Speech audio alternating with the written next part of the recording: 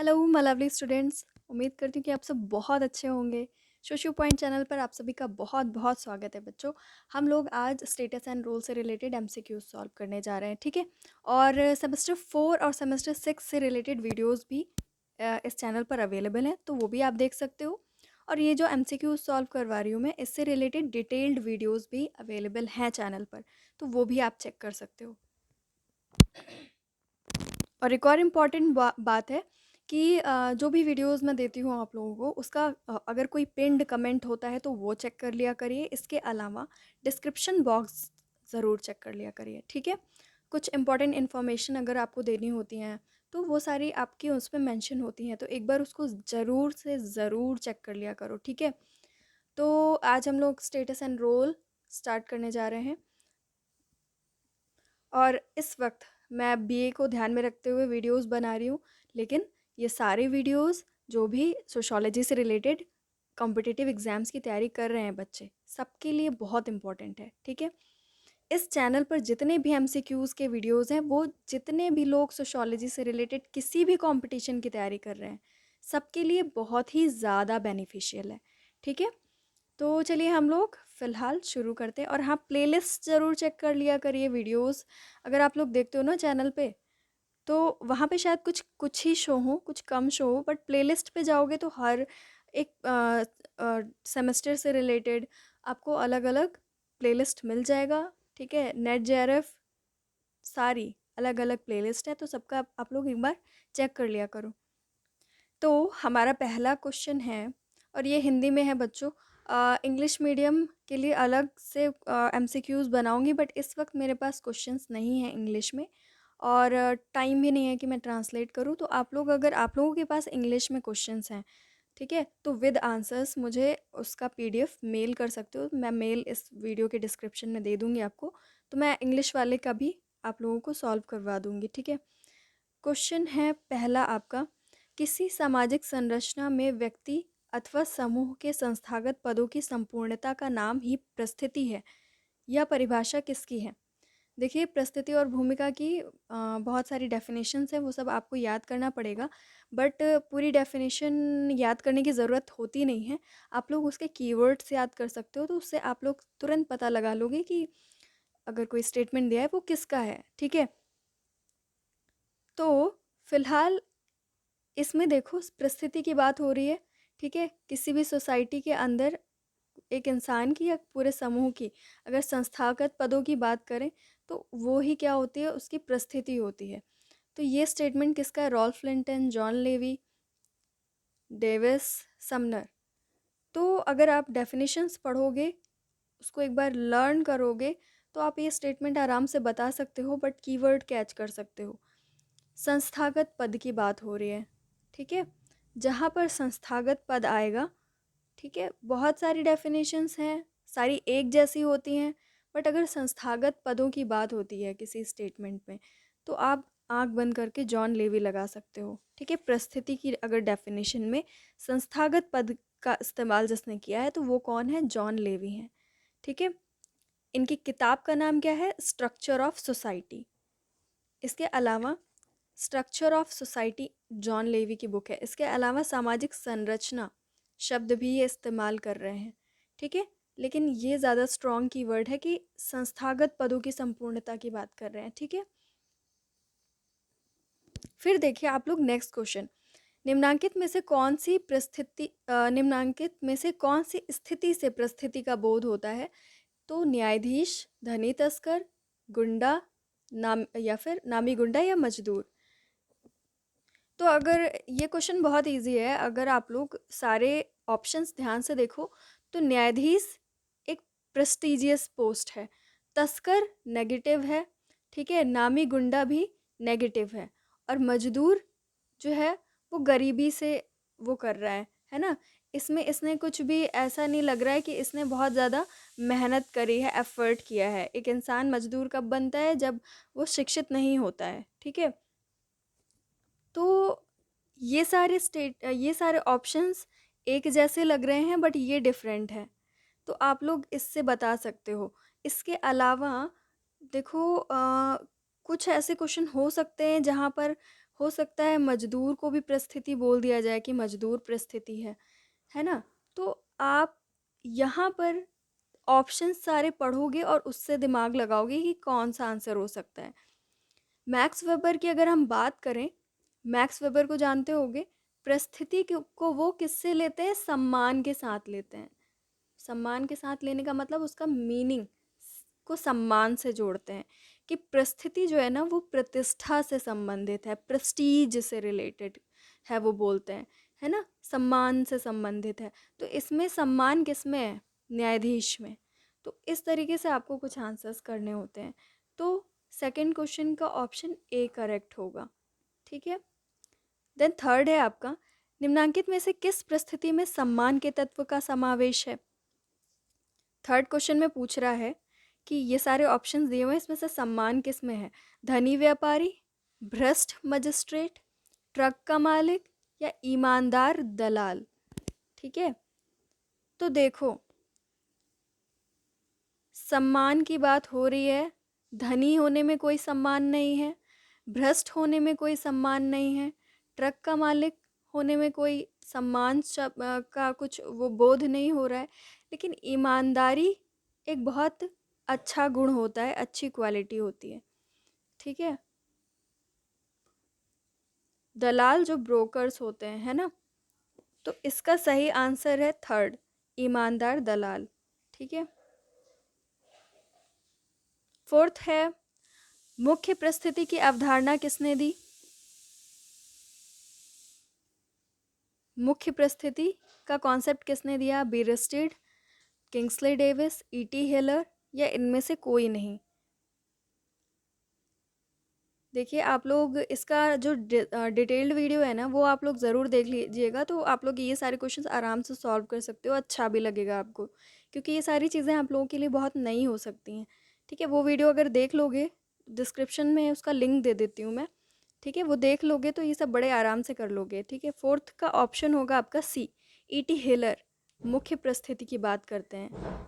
ठीक है। Then fifth है आपका, व्यक्ति द्वारा एक समय में अनेक परिस्थितियों को साथ साथ धारण करने की दशा को क्या कहा जाता है? परिस्थिति क्रम, परिस्थिति प्रतिमान, परिस्थिति संकुल या अर्जित परिस्थिति। देखिए, परिस्थिति तो जानते हो ना क्या होता है? जैसे एक लड़की है, ठीक है, वो मदर भी है, ठीक है, और कहीं किसी ऑफिस में काम करती है तो वहाँ पे क्लर्क भी है, ठीक है, साथ में किसी की वाइफ भी है। तो एक साथ इसने बहुत सारी परिस्थितियों को धारण करके रखा हुआ है ना।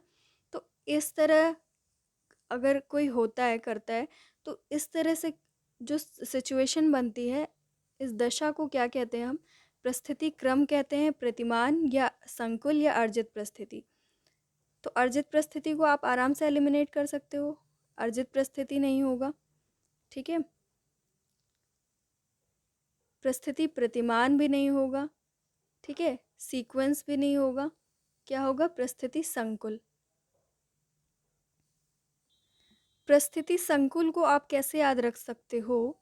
यहाँ पर ना हमेशा एक इंसान की बात होती है कि एक व्यक्ति है और वो एक साथ बहुत सारी परिस्थितियों को धारण करके रखा हुआ है उसने। ठीक है। तो क्या कैच करना है आपको कि एक व्यक्ति, शब्द क्या कैच करना है कि एक व्यक्ति, ठीक है, इंसान। कई बार ऐसा स्टेटमेंट आता है कि एक परिस्थिति, है ना, कोई भी परिस्थिति है यहाँ पे, ठीक है, उससे संबंधित बहुत सारे रोल्स, ऐसे भी आता है। तो यहाँ पर उसको छोड़ दो, दूसरा क्वेश्चन आएगा तो मैं आपको क्लियर करूँगी। यहाँ पर आपको परिस्थिति संकुल कैसे कैच करना है कि जब एक इंसान से रिलेटेड बहुत सारी परिस्थितियों की बात होती है, एक व्यक्ति से रिलेटेड बहुत सारे स्टेटस की बात होती है, तो वहाँ पर आपका परिस्थिति संकुल आता है। ठीक है।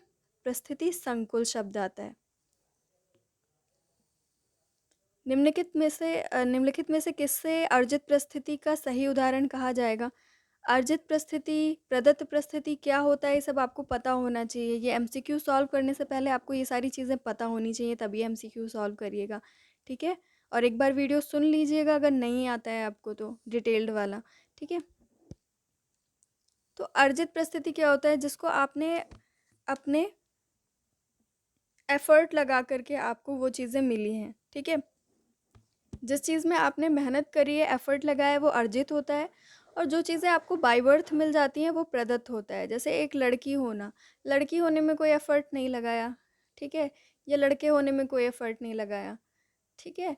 तो या फिर अगर आप किसी के पुत्र हो तो उसमें वो कोई अर्जित परिस्थिति नहीं है आपकी, वो तो आप बाय बर्थ हो ना। या आप अगर किसी जाति के हो, ब्राह्मण, वैश्य, शूद्र, कुछ भी हो, तो उसमें क्या है, वो आपको सोसाइटी ने दे के रखी हुई है बाय बर्थ। आपका उसमें कोई वो नहीं है, रोल नहीं है। तो इसमें बड़े खुश होने की बात नहीं है कि आप इस जाति के हो या आप उस जाति के हो, क्योंकि वो चीज़ें आपको बाय बर्थ मिली हैं, उसमें आपका कुछ वो नहीं है, कोई रोल नहीं है, कोई आपने एफर्ट नहीं लगाया। तो वो सारे प्रदत्त होते हैं। बट आप अगर डॉक्टर बन गए, ठीक है, आपने कुछ बहुत अच्छा काम किया, तो वो आप अगर आपने कोई चीज़ अचीव कर ली तो वो आपकी अर्जित परिस्थिति होती है। इतना तो क्लियर करना पड़ेगा आपको अपने दिमाग में, ठीक है, तभी ये क्वेश्चन सॉल्व कर सकते हो आप। अर्जित परिस्थिति का अब उदाहरण बताइए कि सही वाला कौन सा है। विवाहित होना, राजकुमार होना, प्रौढ़ होना, युवा होना। एलिमिनेट करो ऑप्शंस। आपकी एज हो गई, आप प्रौढ़ हो गए, तो इसमें आपका कोई एफर्ट नहीं है, आप अपने आप को वैसे भी रोक नहीं सकते थे। युवा हो गए, इसमें भी आपका कोई एफर्ट नहीं है, ना रोक सकते थे ना एफर्ट लगा के युवा हो सकते हो। राजकुमार होता है कोई तो वो बाय बर्थ होता है, ठीक है।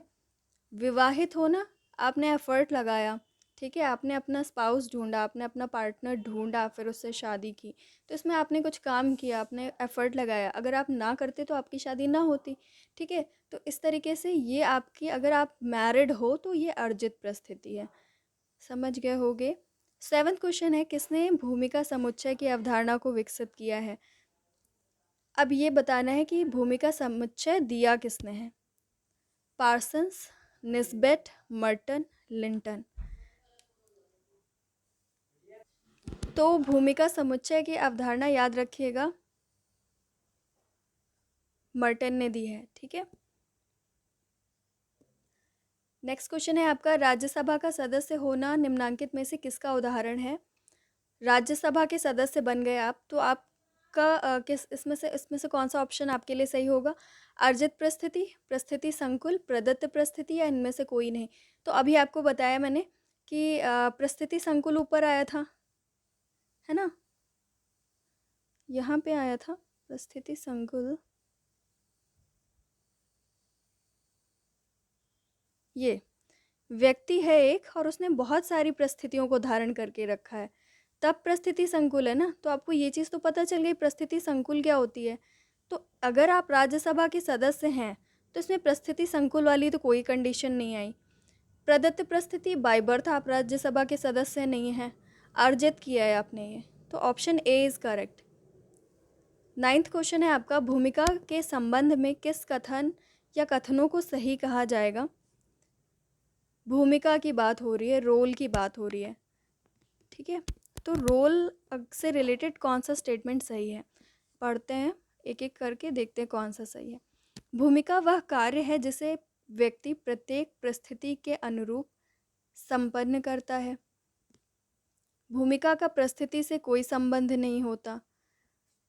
भूमिका की पूर्ति परिस्थिति के निर्धारण से पहले होना आवश्यक है। भूमिका के निर्वाह से समाज में प्रकारात्मक आवश्यकता की पूर्ति होती है। तो जो फर्स्ट स्टेटमेंट है आपका, देखिए पहले तो आपको परिस्थिति और भूमिका क्या होता है वो आपको पता होना चाहिए, ठीक है। जैसे मैं टीचर हूँ तो ये मेरा स्टेटस है, ये मेरी परिस्थिति है। मैं आपको पढ़ा रही हूँ तो ये मैं अपना रोल कर रही हूँ, मैं अपना रोल निभा रही हूँ, पूरा कर रही हूँ, ठीक है। अब आपको पता चल गया स्टेटस और रोल होता क्या है। देखो, भूमिका वह कार्य है जिसे प्रत्येक परिस्थिति के अनुरूप संपन्न करता है एक इंसान। जैसे मैं हूँ टीचर हूँ तो टीचिंग कर रही हूँ, ठीक है, मैं किसी का इलाज नहीं कर रही हूँ, टीचर हूँ तो, ठीक है। तो मैं डॉक्टर वाला काम नहीं कर रही हूँ क्योंकि मैं टीचर हूँ तो टीचिंग कर रही हूँ। तो यहाँ पर ये स्टेटमेंट बिल्कुल सही है कि भूमिका वह कार्य है जिसे प्रत्येक व्यक्ति जो परिस्थिति उसको मिली है उसके हिसाब से संपन्न करता है। फर्स्ट वाला स्टेटमेंट सही हो गया। देन सेकंड है भूमिका और परिस्थिति का कोई संबंध नहीं होता। मतलब मैं अगर सोशियोलॉजी की टीचर हूँ, मैं सोशियोलॉजी पढ़ा रही हूँ, तो मेरा जो भूमिका है और मेरा जो स्टेटस है, परिस्थिति है, दोनों में संबंध है ना। मैं अगर डॉक्टर होती तो सोशियोलॉजी ना पढ़ा रही होती। तो इसका मतलब भूमिका और परिस्थिति बिल्कुल संबंधित होते हैं। जो भूमिका मिली है वो ही आप जो परिस्थिति आपको मिली है उसी के हिसाब से आप भूमिका अपनी निभाओगे। सी वाला देखो, भूमिका की पूर्ति परिस्थिति के निर्धारण से पहले होनी चाहिए। मतलब मुझे राष्ट्रपति का पद मिला नहीं और मैं पहले ही राष्ट्रपति वाले काम करना शुरू कर दूं, ऐसा तो नहीं हो सकता। पहले मैं राष्ट्रपति बनूंगी तब जाके राष्ट्रपति वाले काम करूंगी ना। तो भूमिका बाद में करते हैं, पहले हमें उस चीज़ का स्टेटस मिलना चाहिए। ठीक है, सी वाला गलत हो गया, सी इज़ रॉन्ग। फिर डी, भूमिकाओं के निर्वाह से समाज में प्रकार्यात्मक आवश्यकता की पूर्ति होती है। मतलब प्रकार्यात्मक आवश्यकता मतलब फंक्शन, सोसाइटी का फंक्शन कंप्लीट होता है। जैसे सोसाइटी में अगर कोई मदर है तो स्टेटस है उसका मदर, और वो बच्चों को पाल रही है। ना पालती तो क्या होता, सोसाइटी में कौन घूम रहे होते, जंगली घूम रहे होते। ठीक है, अगर माँ पालन पोषण ना करे, पेरेंट्स ना करें, तो क्या होगा, सोसाइटी जंगल की तरह हो जाएगी, कोई कुछ भी करेगा, है ना।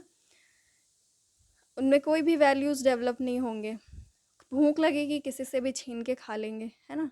ना ही शिक्षित हो पाएंगे। तो क्या है, अगर आपको जो स्टेटस मिला है उसके हिसाब से अगर आप अपनी भूमिका का निर्वाह करते हो, मतलब अपनी भूमिका को पूरा करते हो, तो सोसाइटी का जो फंक्शनल नीड है वो कंप्लीट होता है। तो बिल्कुल सही बात है। ठीक है, तो ए और D option is correct. A and D option is correct. 10th question है आपका, लिंग, आयु एवं जाति सभी आधार हैं किसके। लिंग, आयु और जाति सभी किसके आधार हैं। अर्जित परिस्थिति, प्रदत्त परिस्थिति, जैविक परिस्थिति या आनुवांशिक परिस्थिति। लिंग हो गया, आप जैसे मैं गर्ल हूँ। आयु हो गया तो मेरी जो भी एज है। जाति हो गया तो मेरी जो भी जाति है। वो सारे किसके आधार हैं। मैंने अर्जित किया है, मैंने बहुत एफर्ट लगाया तब जाके मैं लड़की बनी, या किसी कास्ट में जन्म लिया मैंने, या मेरी ये एज हो पाई। तो अर्जित में तो मैंने एफर्ट लगाया नहीं कुछ भी। जैविक परिस्थिति कुछ होता नहीं है। आनुवांशिक परिस्थिति भी कुछ भी नहीं होता। दो ही टाइप की परिस्थिति होती हैं, एक होता है अर्जित, दूसरा होता है प्रदत्त। अगर आपने ये चैप्टर पढ़ा होगा तो आपको अच्छे से पता होगा, सिर्फ 2 टाइप्स ऑफ परिस्थिति होता है, अर्जित और प्रदत्त। तो ये सारी मुझे बाय बर्थ मिली हैं, प्रदत्त में बाय बर्थ सब कुछ मिल जाता है आपको। ठीक है, तो option B is correct. Okay, then 11th question, किसने परिस्थिति का वर्गीकरण प्रदत्त और अर्जित रूप में किया है। किसने मतलब 2 टाइप बताए हैं परिस्थिति के। तो ऑप्शन है आपका Eliot Merrill, Kingsley Davis, Ralph Linton या पार्सन्स। बहुत सबसे ऊपर नाम आता है किसका, option B. Okay, Ralph Linton. ये चैप्टर मैं बार बार कह रही हूँ, ज़रूर पढ़िए। ठीक है, तब जाकर के अगर स्टेटमेंट सॉल्व करोगे तो आपको बहुत अच्छा लगेगा।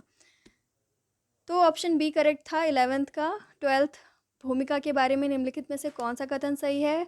भूमिका के बारे में आप पूछ रहा है कि कौन सा कथन सही है, इसमें से सही आंसर आपको चूज़ करने हैं। ठीक है, भूमिका वह कार्य है जिससे प्रत्येक व्यक्ति परिस्थिति के अनुरूप संपन्न करता है। मतलब जो स्टेटस मिला है आपको उस हिसाब से आप भूमिका करते हो, बिल्कुल सही बात है। हर इंसान अपने भूमिका के हिसाब से परिस्थिति के हिसाब से भूमिका को संपन्न करता है। ठीक है, भूमिका का परिस्थिति से कोई संबंध नहीं होता। तो अभी आपको बताया ना, जो परिस्थिति मिलती है उसी के हिसाब से भूमिका हम अपनी दिखाते हैं। तो भूमिका और परिस्थिति में तो बिल्कुल रिलेशनशिप बहुत गहरा है ना। सी है, परिस्थिति परिवर्तनशील होती है जबकि भूमिका स्थिर होती है। मतलब परिस्थिति परिवर्तनशील होती है और भूमिका स्थिर होती है। ये तो बिल्कुल गलत है ना। जैसे मैं हूँ, अगर सोशियोलॉजी की टीचर हूँ, ये मेरी परिस्थिति है, और मैं बन जाऊँ अब डॉक्टर, तो क्या होगा, मेरी परिस्थिति परिवर्तनशील हो गई और भूमिका क्या स्थिर रहेगी। मतलब मैं डॉक्टर बन गई तो भी मैं क्या सोशियोलॉजी पढ़ाऊँगी, नहीं, ऐसा तो नहीं होगा। तो भूमिका होती है और परिस्थिति परिवर्तनशील होती है जबकि भूमिका स्थिर होती है, रॉन्ग है। लेकिन अगर यहाँ अगर लिखा होता कि भूमिका परिवर्तनशील होती है लेकिन परिस्थिति स्थिर होती है, तो ये स्टेटमेंट सही हो जाता। कैसे? कि मुझे अगर सोशियोलॉजी की टीचर हूँ मैं, और मुझे सोशियोलॉजी पढ़ाना है, तो मैं स्टेटस तो मिल गया मुझे परिस्थिति की सोशियोलॉजी की टीचर। और जो मैं टीचिंग करूँगी ना, तो बहुत सारे सब्जेक्ट्स होते हैं सोशियोलॉजी के अंदर भी। डेमोग्राफी होता है, ठीक है, जो कि पॉपुलेशन स्टडीज़ से रिलेटेड है। कंटेम्प्रेरी भी होता है, जेंडर एंड सोसाइटी भी होता है, ठीक है, क्रिमिनोलॉजी भी होता है। मैं तो बहुत सारी चीज़ें पढ़ा सकती हूँ, है ना। बहुत सारे कॉलेजेस में जा कर के पढ़ा सकती हूँ, ठीक है, बॉयज़ और गर्ल्स सबको पढ़ा सकती हूँ, ठीक है, किसी को भी टीच कर सकती हूँ। तो ये सारी चीज़ें क्या है, मैं बहुत सारे रोल्स में तो बहुत सारा वो है ना, कोई स्थिरता नहीं है इसमें, तो बहुत सारा गतिशीलता है। तो गतिशील गतिशील होती है, ठीक है, भूमिका गतिशील होती है। और गतिशील शब्द इस्तेमाल कर रही हूँ मैं, ठीक है, याद रखना। जबकि परिस्थिति क्या होती है, स्थिर होती है। तो ये स्टेटमेंट तो भाई गलत है आपका। फिर भूमिकाओं का निर्वाह सामाजिक संगठन का आधार है। मतलब सोसाइटी का जो ऑर्गेनाइजेशन है, अगर वो बना रहे, तो वो किसकी बदौलत होता है कि अगर हर एक इंसान अपनी भूमिका का सही से निर्वाह करता रहे। तो डी ऑप्शन इज़ करेक्ट। तो सही आंसर क्या होगा आपका 12th का? बी, ठीक है, A and D. Okay, A and D is correct. अब 13 क्वेश्चन का आंसर बहुत इजी है। प्रदत्त परिस्थिति क्या है? प्रदत्त परिस्थिति, बार बार मैं बता रही हूँ, खुले समाजों में समान होती है, जन्म से प्राप्त होती है, प्रतियोगिता पर आधारित होती है, योग्यता के आधार पर प्राप्त होती है। मैंने बहुत बार बताया इस वीडियो में। आप लोग इसका आंसर 13th का आंसर मुझे दीजिएगा कमेंट में कि 13th का आंसर क्या है, ठीक है। वीडियो पॉज करके आराम से सोच लीजिएगा आंसर और दीजिएगा ज़रूर। ज़रूर पार्टिसिपेट करिए। आप लोग अगर रिस्पॉन्स करना बंद कर दोगे ना, तो मैं वीडियोस बनाना भी बंद कर दूंगी, ठीक है। मेरे बनाने से कोई मतलब नहीं होगा फिर। 14th क्वेश्चन है आपका, निम्नलिखित में से कौन सा उदाहरण भूमिका संघर्ष का है? रोल कॉन्फ्लिक्ट, भूमिका संघर्ष, ठीक है। मतलब एक इंसान है, ठीक है, मान लो ये एक लेडी है, ठीक है, और ये एक मदर भी है, ठीक है, और ये एक टीचर भी है, और ये एक डॉटर इन लॉ भी है, ठीक है। तो मान लो इसका बेबी है, ठीक है, वो कह रहा है कि मम्मा जी घर पे रहिए, है ना, लेकिन उसको तो टीचिंग करने जाना है। तो ये क्या करेगी, ये सोच रही है कि टीचिंग करना भी ज़रूरी है। अगर मैं डेली पढ़ाने नहीं जाऊंगी तो मैं एक अच्छी टीचर नहीं बन पाऊंगी। लेकिन मेरा बेबी तो मेरे लिए परेशान है, तो अगर मैं उसके लिए नहीं रुकूंगी घर पे, उसको टाइम नहीं दूंगी, तो क्या होगा कि मैं एक अच्छी मदर नहीं बन पाऊंगी, ठीक है, और घर को नहीं टाइम दूंगी तो एक अच्छी डॉटर इन लॉ नहीं बन पाऊंगी। अब बेचारी लेडी तो परेशान हो गई। तो यहाँ पे क्या हो गया, उसके रोल्स में कॉन्फ्लिक्ट हो गया, ठीक है, भूमिका संघर्ष हो गया। तो अब बताओ भूमिका संघर्ष का उदाहरण क्या है? विद्यार्थियों का पढ़ाई में कम रुचि लेना, अध्यापक द्वारा कक्षा को नियंत्रित करने में कठिनाई का अनुभव होना, या भरी भीड़ में भीड़ भरी बस में यात्रा करना, या डी परीक्षा कक्ष में मित्र के पुत्र को नकल के आरोप में पकड़ना। आंसर आराम से बता सकते हो कि परीक्षा कक्ष में अगर कोई एग्जामिनर आया है और उसने किसी को नकल करते हुए पकड़ा, और वो बेचारा जो जिसको पकड़ा है वो किसका बेटा है, उसके ही बेस्ट फ्रेंड का बेटा है, अब क्या करेगा बेचारा? अब अगर उसने उसको नहीं पकड़ा एग्ज़ामिनर ने, तो क्या होगा, सारे स्टूडेंट्स क्या कहेंगे कि इसने नकल की है और इसको नहीं पकड़ा गया तो हम भी नकल करेंगे। अब इसका फिर क्या होगा, उस क्लास उसके आउट ऑफ कंट्रोल हो जाएगी। तो ज़रूरी है कि वो उसके अपने फ्रेंड के बेटे को पकड़े, ठीक है, और उसका वैल्यूज़ भी यही कहते हैं कि उसने नकल की है, भले ही वो किसी का भी बेटा हो, तो पकड़ना तो ज़रूरी है। लेकिन उसका फ्रेंड नाराज़ हो जाएगा कि बताओ, ये तो मेरा बेस्ट फ्रेंड था और उसने मेरे बेटे को पकड़ लिया।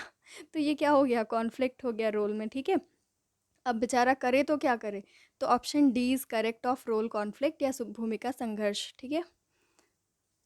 देन 15th है आपका, भूमिका के बारे में कौन सा कथन सत्य है?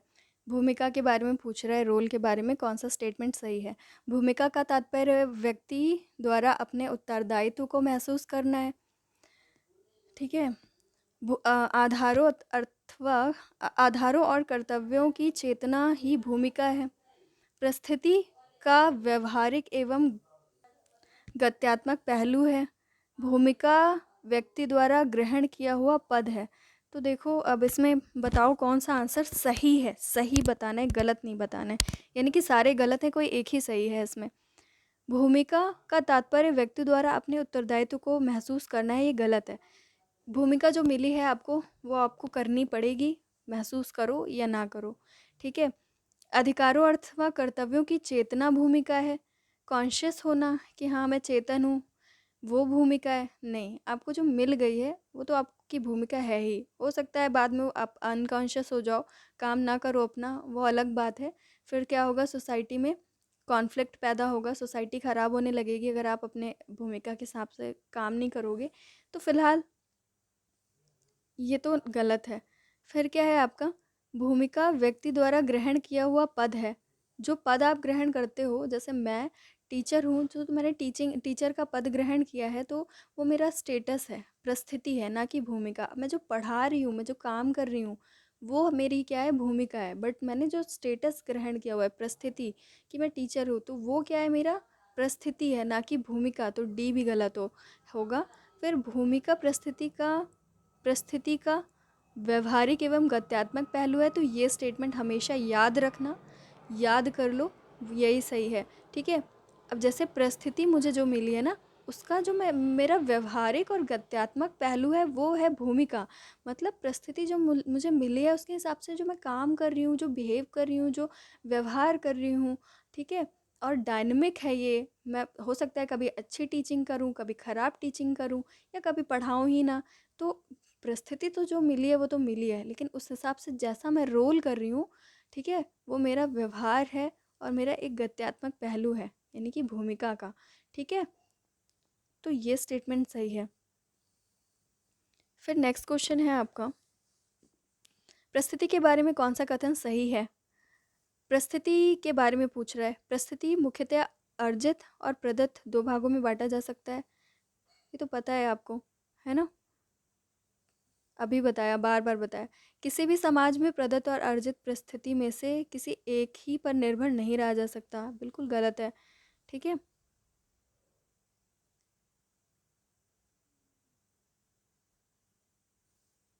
सॉरी, ये सही होगा। एक ही पर निर्भर नहीं रहा जा सकता है कह रहा है ना, सही होगा। अभी आपको डिटेल में बताती हूँ, पहले पढ़ लो स्टेटमेंट्स, है ना। परिस्थिति की प्रकृति परिवर्तनशील हो सकती है। समाज में प्रदत्त अर्जित में से किसी एक के पूर्ण उपयोग द्वारा समाज को संगठित रखना अधिक सरल होता है, ठीक है। तो देखो पहला स्टेटमेंट तो बिल्कुल सही है, आपको पता है, ठीक है। और किसी समाज में अगर आपको प्रदत्त या अर्जित परिस्थिति मिली है तो उसमें से या तो आप प्रदत्त पर पूरी तरीके से काम कर लो या अर्जित पे, ठीक है। तो ऐसा नहीं हो सकता, किसी एक ही पर आप निर्भर नहीं रह सकते। मतलब जैसे मैं हूँ तो मैं एक गर्ल हूँ, तो ये मेरी प्रदत्त परिस्थिति है, और मैंने उसके बाद अपना एलिजिबिलिटी गेन करी एक टीचर बनने के लिए, तो जा कर के मैं टीचर बनी। तो कहने का मतलब, अगर मुझे काम करना है, अगर मुझे अपना लाइवलीहुड चलाना है, अगर मुझे अर्निंग करनी है, अपना जीवन यापन करना है अच्छी तरीके से, तो क्या होगा, मुझे कमाना पड़ेगा। तो अगर जो मुझे बाय बर्थ चीज़ें मिली हैं उस पर ही डिपेंड नहीं रह सकती, मुझे कुछ काम करना पड़ेगा, कुछ अर्जित भी करना पड़ेगा। प्रदत्त के साथ साथ अर्जित भी ज़रूरी है। किसी एक पर निर्भर रह कर के समाज में कोई इंसान नहीं चल सकता। तो स्टेटमेंट तो बिल्कुल सही है, ठीक है। दोनों ही ज़रूरी हैं एक इंसान के लिए, प्रदत्त परिस्थितियाँ भी, अर्जित परिस्थितियाँ भी, ठीक है। समाज में जो चीज़ें समाज दे देता है या आप पैदा होते ही आपको मिल जाती हैं, वो सारी भी आपको परिस्थितियाँ ज़रूरी हैं, बट आपको कुछ काम करना भी ज़रूरी है, ठीक है। देन सी ऑप्शन है कि परिस्थिति की प्रकृति परिवर्तनशील हो सकती है। मतलब जैसे परिवर्तनशील वर्ड यूज़ हुआ है, ठीक है। परिस्थिति मतलब अगर मैं आज असिस्टेंट प्रोफेसर हूँ, तो कुछ टाइम बाद मैं एसोसिएट प्रोफ़ेसर हो जाऊँगी, फिर और टाइम बाद मैं प्रोफ़ेसर कहलाऊँगी, फिर और टाइम बाद मैं रिटायर्ड प्रोफ़ेसर कहलाऊँगी। मेरी परिस्थितियाँ बदल रही हैं, ठीक है? और इसके इसके अलावा असिस्टेंट प्रोफ़ेसर में आपसे गलती होने की थोड़ी बहुत चांसेस की जा सकती हैं कि हो सकता है, अभी न्यू टीचर है। फिर एसोसिएट प्रोफ़ेसर हुआ तो लोग क्या कहेंगे कि थोड़ा-सा ये तो बहुत मतलब एक्सपीरियंस्ड है, तो इससे तो बहुत ही कम चांसेस होंगे गलती होने के। फिर जब प्रोफ़ेसर बनेगा तो कहेंगे ये तो बहुत अनुभवी है, ये जो भी बोलेगा बिल्कुल सही बोलेगा। तो ये सारी है ना, प्रकृति भी, उसका नेचर भी चेंज होता रहता है परिस्थिति के साथ ही, ठीक है? तो प्रकृति भी परिवर्तनशील हो सकती है। अब जैसे कोई टीचर है या कोई डॉक्टर है, तो दोनों का नेचर अलग-अलग है ना, परिस्थितियों की बात कर रही हूँ, इंसानों की नहीं। दोनों स्टेटसेस की जो नेचर होगा, प्रकृति होगा, अलग-अलग होगा, क्योंकि दोनों का काम अलग-अलग है, ठीक है? काम के हिसाब से हम नेचर की बात करते हैं ना, तो ये भी सही है। डी ऑप्शन है कि समाज में प्रदत्त और अर्जित में से किसी एक के पूर्ण उपयोग द्वारा संगठित समाज को रखना अधिक सरल होता है, तो ये गलत है। अभी आपको फर्स्ट वाला स्टेटमेंट जो समझा, सेकंड वाला जो स्टेटमेंट समझाया था ना, सेकंड वाला, उसको अगर आप ध्यान से पढ़ो और ये वाला ध्यान से पढ़ो, तो दोनों एक दूसरे के अपोजिट हैं, ठीक है? अगर कोई इंसान पैदा होते ही जो चीज़ें मिल जाती हैं उसके हिसाब से काम करने लगेगा, उसके हिसाब से ही रहेगा मतलब हमेशा, तो भी वो चल नहीं सकता समाज में। और अगर समाज उसको कोई ना दे स्टेटस, तो भी वो नहीं चल पाएगा, है ना? अगर आपको सोसाइटी में रहना है, तो सोसाइटी जो स्टेटस देती है बाय बर्थ आपको, वो सारे भी आपको क्या करना पड़ेगा, लेना पड़ेगा, है ना? तो ये सारी चीज़ें हैं, किसी एक का यूज़ करो तो ऐसा पॉसिबल नहीं है, आपको दोनों चीज़ें लेकर के चलनी पड़ेंगी साथ में, ठीक है? जो आपका प्रदत्त परिस्थिति है और जो अर्जित परिस्थिति है, दोनों को साथ में लेकर चलना पड़ेगा। फिर क्या है, 17th, निम्नलिखित में से कौन सा कथन सत्य नहीं है? यानी कि सारे सत्य हैं और एक कोई है ऐसा स्टेटमेंट जो कि सत्य नहीं है। ए क्वेश्चन है आपका, ए ऑप्शन, अपने जीवन में व्यक्ति विभिन्न प्रकार की भूमिकाओं का निर्वाह करता है। सही है, बहुत सारे टाइप की भूमिका निर्वाह करता है। समाजीकरण की प्रक्रिया में व्यक्ति का की भूमिकाओं का अधिक महत्व नहीं होता। समाजीकरण की प्रक्रिया के अंदर व्यक्ति की भूमिकाओं का महत्व नहीं होता, ठीक है? ये ऑप्शन सही है कि नहीं, ये हम बाद में देखेंगे। देन नेक्स्ट है आपका सी, व्यक्ति कुछ दूसरे लोगों के सहयोग के बिना अपनी भूमिकाओं का निर्वाह नहीं कर सकता। बिल्कुल सही है। अगर जैसे मैं हूँ, अगर मैं आपको पढ़ा रही हूँ, अगर आप लोग पेशेंस से मेरी बात को नहीं सुनोगे, ठीक है, या क्लास में टीचर पढ़ाता है, बच्चे शोर करते हैं, भाग जाते हैं क्लास से, तो क्या होगा? तो अगर कोऑपरेट करते हैं तभी अब वो अपनी भूमिका का निर्वाह कर सकता है। अगर कोऑपरेशन नहीं होगा, सहयोग नहीं होगा, तो अपनी भूमिका का निर्वाह भी नहीं कर पाएगा। तो डी भी बिल्कुल, सी भी बिल्कुल सही है। डी देख लेते हैं, व्यक्तित्व के निर्माण में भूमिका निर्वाह का विशेष महत्व होता है। एक इंसान को अगर अपनी पर्सनैलिटी बनानी है, मतलब पर्सनैलिटी बनाने का मतलब वो नहीं, बाइसेप्स नहीं, अच्छा पर्सनैलिटी वाला इंसान कहलाना है, तो क्या होगा, उसको अपनी भूमिका का अच्छे से सही तरीके से निर्वाह करना पड़ेगा, ठीक है? एक इंसान जितने अच्छे तरीके से अपनी भूमिका का निर्वाह करेगा, वो लोग कहेंगे कि इसकी पर्सनैलिटी देखो कितनी अच्छी है, कितने अच्छे व्यक्तित्व का इंसान है, ठीक है? अब आता है ऑप्शन बी। तो बाकी सारे सही हो गए, तो गलत कौन सा हो गया आपका? बी। समाजीकरण में व्यक्ति की भूमिकाओं का अधिक महत्व नहीं होता। समाजीकरण का मतलब क्या है? एक इंसान सोसाइटी में रह करके जो चीज़ें सीखता है, जिसकी वजह से वो सोसाइटी में रहने लायक बनता है, ठीक है? तो वो सब क्या होता है, सोशलाइजेशन की प्रोसेस के अंदर आता है। तो एक इंसान है, अगर वो लड़की के रूप में जन्मा है, तो वो लड़की के हिसाब से चीज़ें सीखता है, ठीक है? तो अगर एक लड़की है, तो वो गर्ल्स के हिसाब से रहना सीखती है। बॉयज़ हैं तो वो गर्ल्स सॉरी बॉयज़ अपने हिसाब से अलग तरीके से रहना सीखते हैं, सोसाइटी उनको सिखाती है, ठीक है? वो सोशलाइज़ेशन के थ्रू अपने आप ही सीख जाते हैं चीज़ें, इंटरनलाइज़ हो जाती हैं, ठीक है? और सोशलाइज़ेशन की प्रोसेस पूरे लाइफ़ टाइम चलती रहती है, ठीक है? तो सोशलाइज़ेशन में एक इंसान की भूमिका का अधिक महत्व नहीं होता, तो ये तो बिल्कुल गलत है। वो भूमिका करना ही तो सीखता है कि कैसे उसको रोल निभाने हैं अपने सोसाइटी में रह कर के। अगर वो गर्ल है तो कैसे करना है, बॉय है तो कैसे करना है, ठीक है? 18th है आपका, जब एक तस्कर किसी समाज सेवक के रूप में लोक कल्याणकारी कार्यों को करने के लिए आर्थिक सहायता देता है तो इसे क्या कहा जाता है?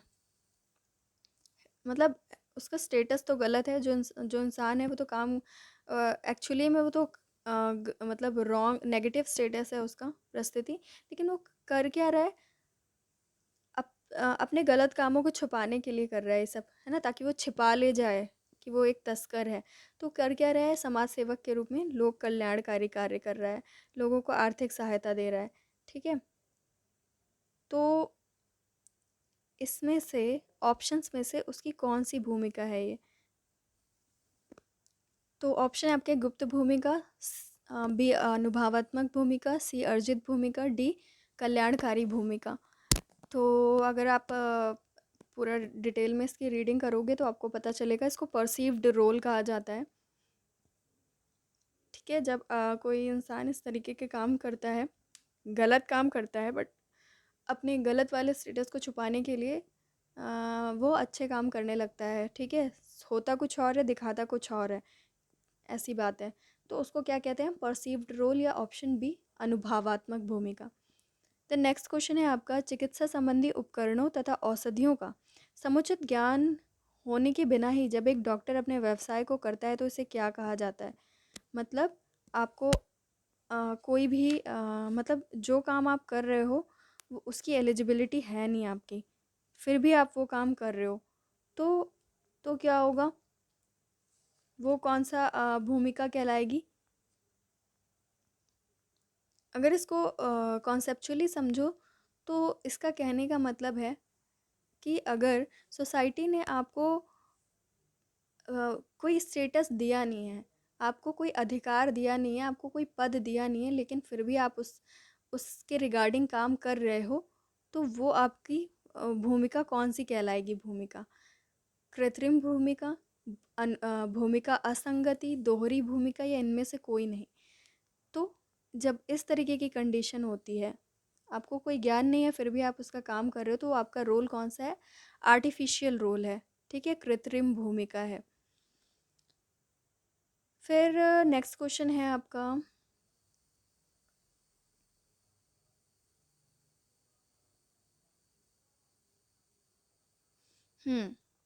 सूची ए फर्स्ट और सूची सेकंड का मिलान करना है हमें, और फिर ये जो ऑप्शन है ना, इसमें से बताना है कौन सा सही है।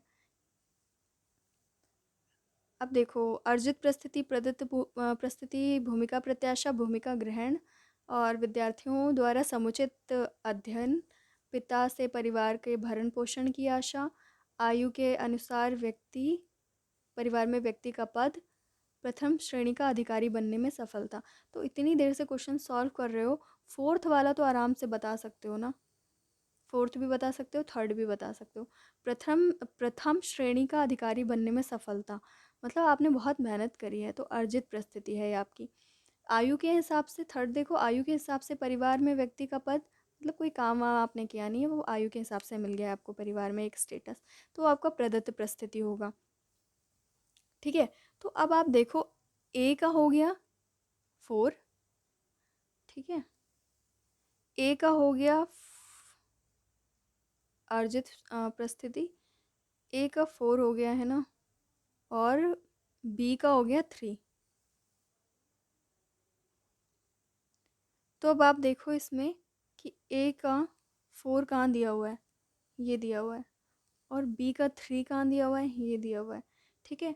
तो ऑप्शन बी इज़ करेक्ट, ठीक है? ऑप्शन बी इज़ करेक्ट, बाकी सारे रॉन्ग। बी में क्या दिया हुआ है? सी का क्या दिया हुआ है? 2 दिया हुआ है, सी का 2 दिया हुआ है, और डी का 1 दिया हुआ है। यानी कि भूमिका प्रत्याशा मतलब एंटिसिपेट करना, किसी से उम्मीद करना, परिवार से सॉरी पिता से परिवार के भरण पोषण की आशा करना, प्रत्याशा हो गया। भूमिका ग्रहण मतलब एक विद्यार्थी अगर समुचित सही से पढ़ाई कर रहा है तो मतलब वो अपनी भूमिका को अच्छे से ग्रहण किया है उसने। तो इस तरीके से कुछ क्वेश्चंस थे, बाकी चैप्टर्स के भी आपको मिलेंगे, बट आपके फीडबैक मुझे बिल्कुल भी नहीं आ रहे हैं, तो इस बात का ध्यान रखिए कि मैं कभी भी इस चीज़ को स्टॉप कर सकती हूँ, इसलिए फीडबैक ज़रूर दीजिए। आप लोग बिल्कुल नहीं देते हो फीडबैक।